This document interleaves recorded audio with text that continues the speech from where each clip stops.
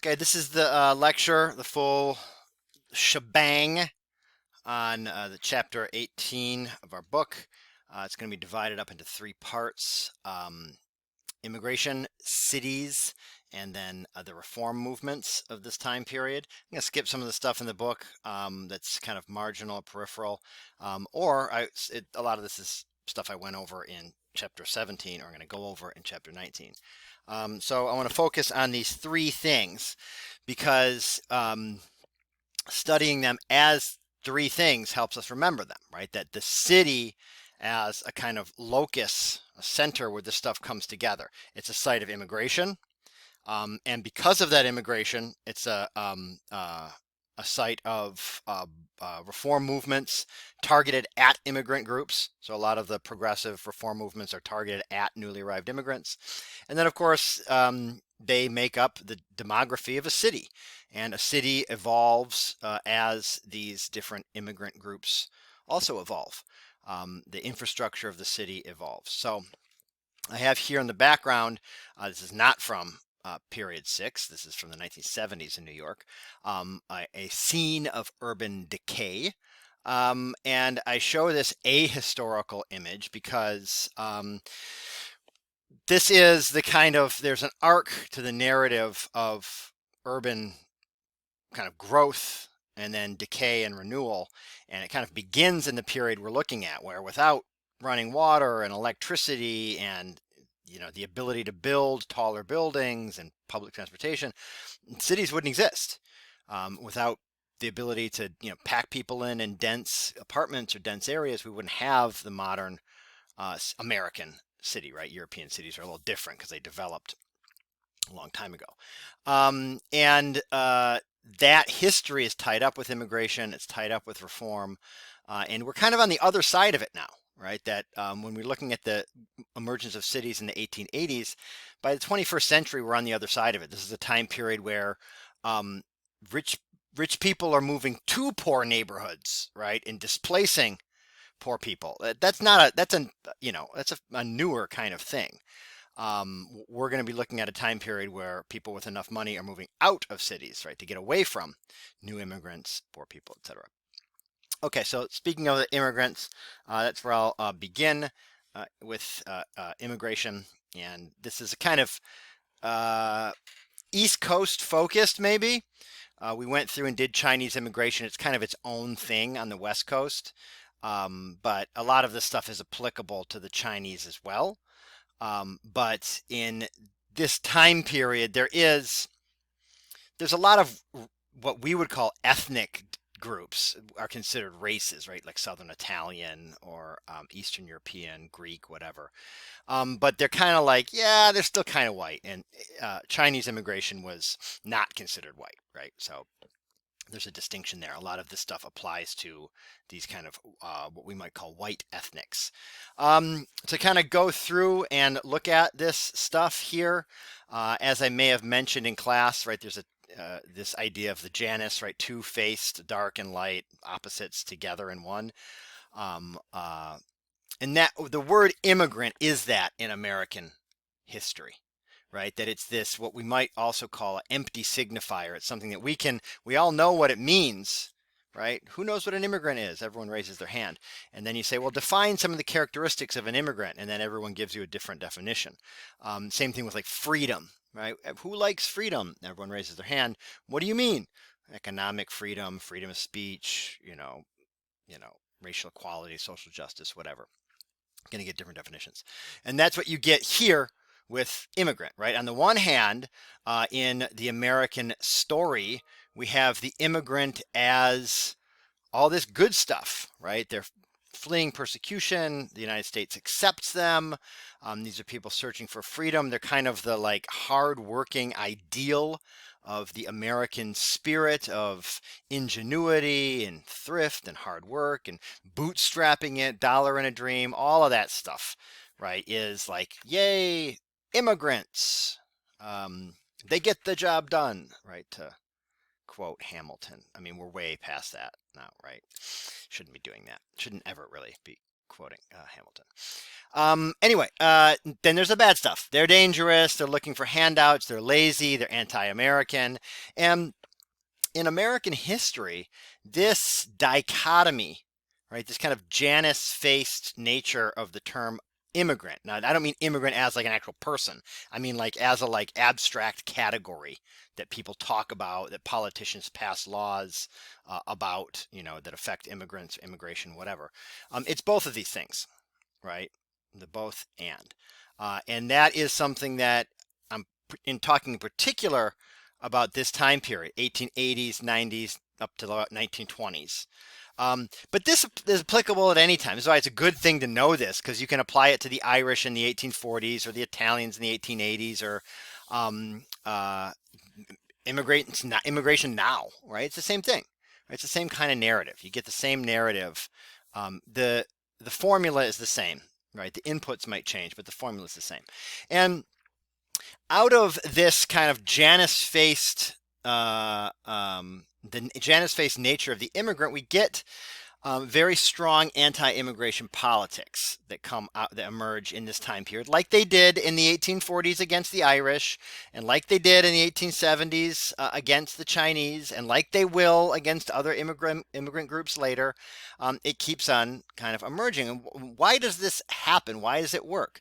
The main thing to remember is that anti-immigrant or nativist politics work. I don't mean like you should like it and you should do it, but like they are effective as political rhetoric because they shift the focus away from abstraction and into concrete, right?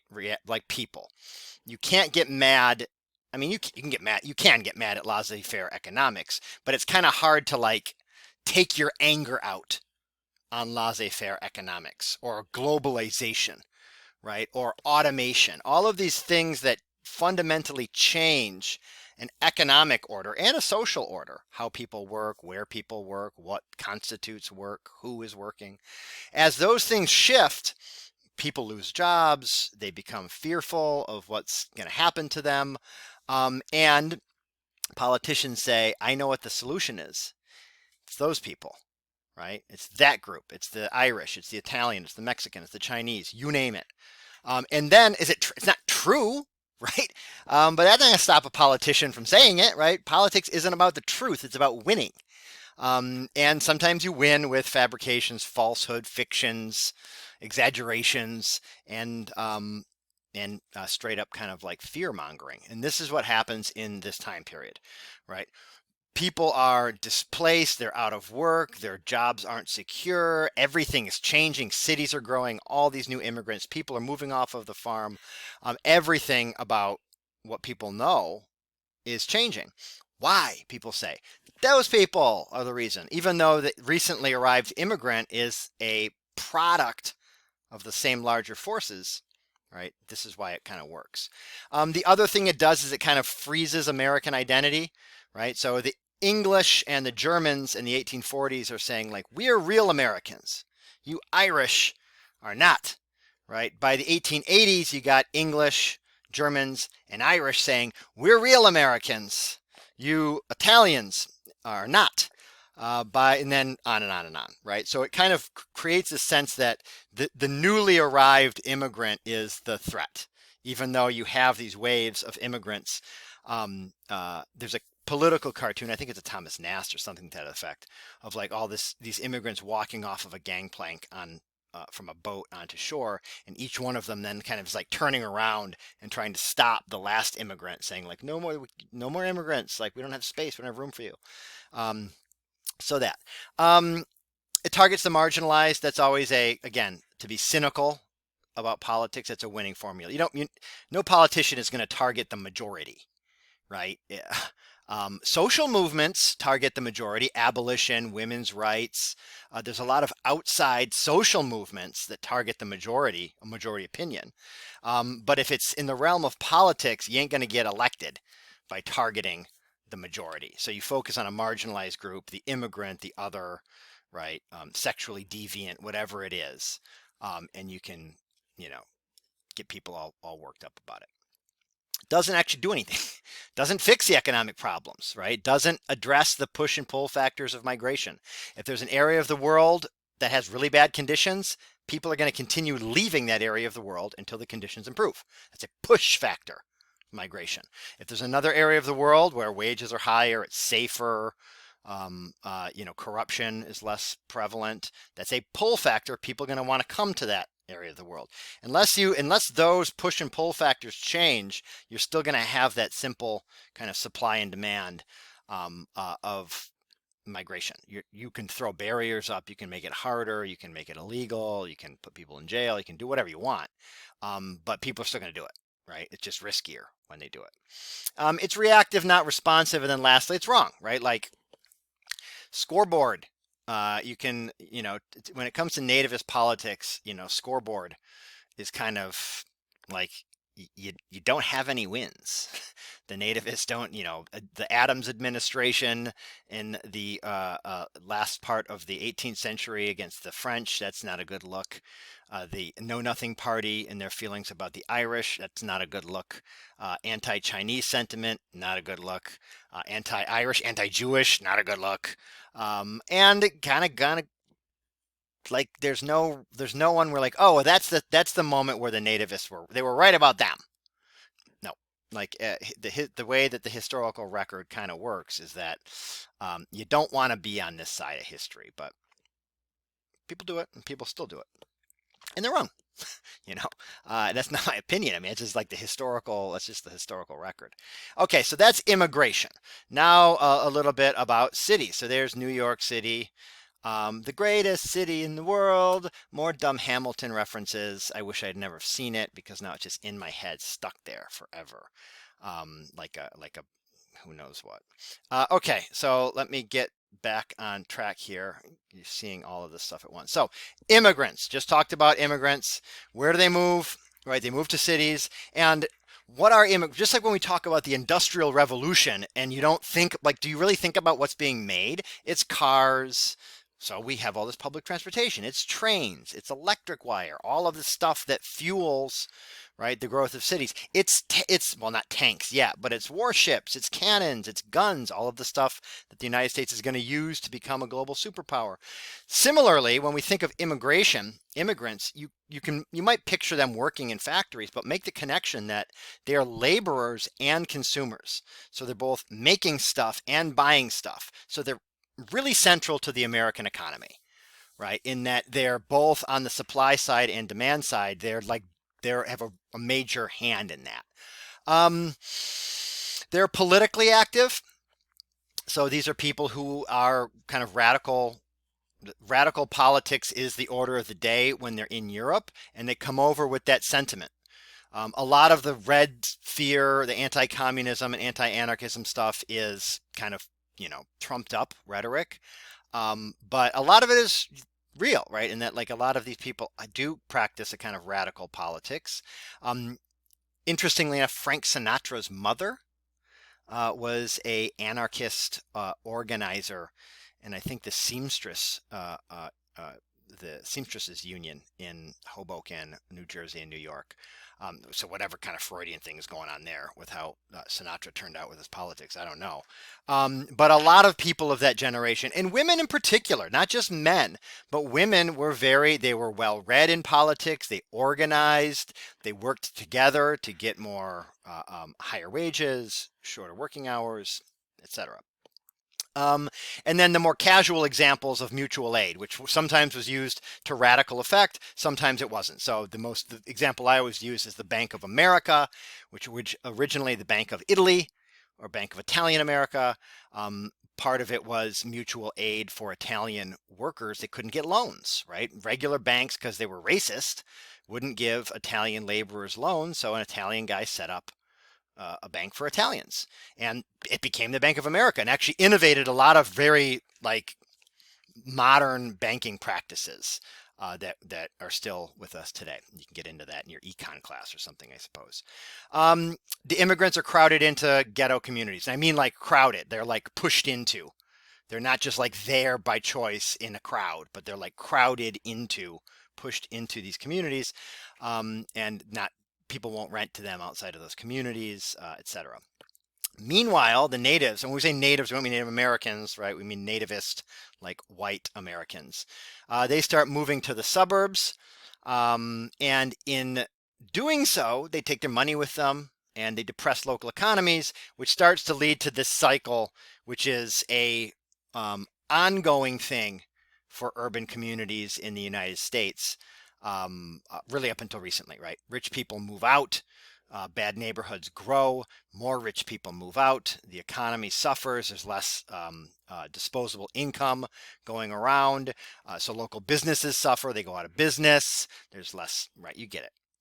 It's not a good cycle, but this is kind of what happens. Important to note who these immigrants are. Again, I've said it many, many times already, but this is what we would call new immigration. Old immigration is the, like, no doubt about it, you are white. Like, you are white.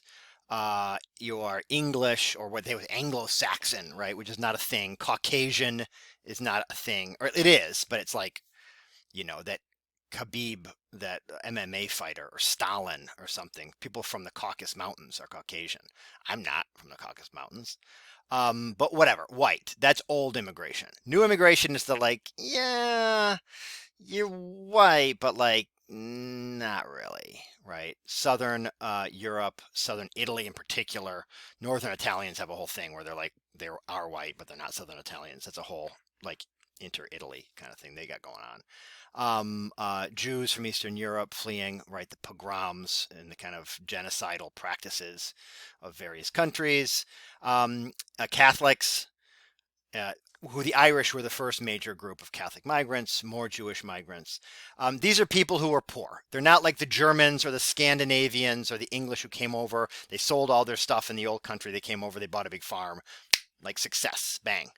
Nor are they like many modern migrants from post 1965 to now, where it's like, you've got a doctorate, or you've got you're a doctor, you're an engineer, you're a lawyer, you got your degree back home, you come over here, you step off the plane, you got jeans on, you speak English, right? That's a different thing too. These are people who are poor, right? They don't have capital. They're not the poorest of the poor, because if you're the poorest of the poor, you're just trying to like stay alive, right? So these are people who have enough money to buy the boat ticket, come over. I include the book talks about Black Americans in the beginning of the Great Migration, and I would include it here as well, simply because in a lot of ways we can think of that migration of Black Southerners to the North as an immigration. It's an immigration story. Just like other immigrant groups, they come from marginalized communities, right? They're poor where they come from, rural communities where they come from, moving to cities, something they've never really experienced before. They get pushed into, right, marginalized, ghettoized communities. There's even language barriers. There's tons of discrimination that they face. They can't get certain jobs. So there's all kinds of reasons why we can look at the Black migration from the South to the North as an immigration. Northern Black Americans aren't super happy about this, right? If you're a middle class Black, small business owner or whatever, just worker, you are barely hanging on to being accepted by the larger white community. This massive influx of Black Southerners with thick accents and different customs, no money. Suddenly, what the white, right, residents of your city don't see any difference between them and you. Right, so there's a lot of kind of like the tension between the established Black middle class in cities like Chicago, Detroit, New York, and right, these new migrants. I said that this lecture was going to be in 3 parts, and I'm kind of doing the second part already by talking about cities. So I'm going to go through and do the next slide, and then I'll pause and do the second half of the lecture. Will just be the progressive stuff and reform stuff. Okay, so cities. I talked about the demographic stuff. Immigrants are there, people with money are leaving, Black folks are moving north, Italians are moving all over the place, really. They go to Argentina, New York, back to Italy.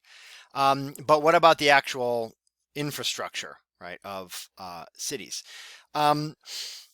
Trains are central to this, right? People as I said, when wealthy people move out of the city, there's a reason why, because they can. They can commute back and forth because of these new trains, which are being built above ground, below ground, over the ground, you name it. And it's public transportation. Uh, this is taken for granted. I mean, I don't know where our school is. People, a lot of folks don't even really think of it ever. But in like real cities, public transportation is the it's a must, right? That people traveling all around. This is not like, I mean, think about this. This doesn't exist 50 years prior. You don't have public transportation out in the country, right? In the 1840s or whatever, you have to have a carriage or whatever. So this is a really big deal. It helps workers commute to their jobs. It helps upper middle class folks move out of the city. Buildings, right? Home insurance building is the image here. This is taken later when there's other skyscrapers again, kind of laughable from the 21st century perspective. But buildings, in order to maximize the space of cities, buildings move up. Why?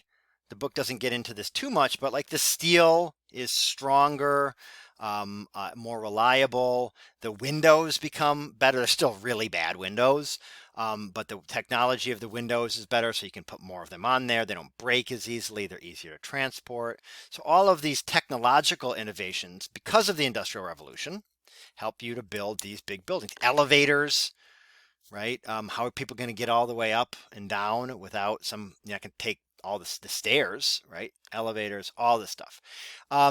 Also buildings, the dumbbell design, as your book talks about, of tenement buildings, kind of an infamous way to have every room have a window, but like a window into like a courtyard. Um, there's more to say on that, but I won't get into it. A lot of migrant groups, especially from southern Italy, Sicily, lived in kind of cortina. They lived in buildings with little courtyards. So while these were certainly tenements, there was also this notion of like, oh, we're familiar with this from back where we're from, right? A kind of cortina in the middle. So there's a weird kind of cultural overlap there. Anyway, you'll learn about that stuff when you go to college.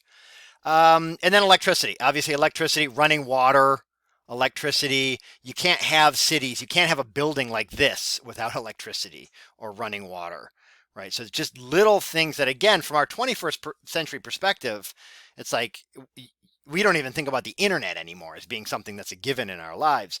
But the fact that, like, you can't have any of this stuff without these other technological innovations, right? That's immigrants.